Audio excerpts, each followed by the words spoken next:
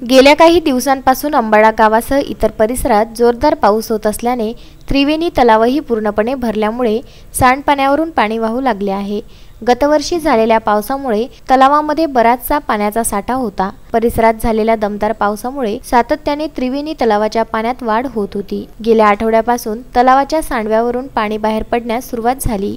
हे तलाव संपूर्णपणे भरल्यामुळे परिसरात आनंद व्यक्त केला जात आहे।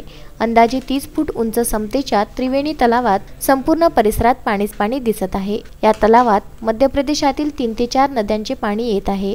त्रिवेणी लघुसिंचन प्रकल्प पूर्ण भरल्यामुळे परिसरातील शेतकऱ्यांना रब्बी हंगामात येणाऱ्या पिकासाठी मोठा हातभार लागणार आहे। कोरोना महामारीमुळे हल्ली शाळा कॉलेज बंद असल्यामुळे परिसरातील बच्चे कंपनी तलावातून होणाऱ्या ओव्हरफ्लोमध्ये आंघोळीची मजा लुटताना दिसत आहे। अंबाडा वासियांना त्रिवेणी तलाव ओव्हरफ्लो झाल्याने परिसरातील शेतकरी सुखावला आहे। संजय गारपवारसह दत्तराज इंगडे, विदर्भ न्यूज, मोर्शी।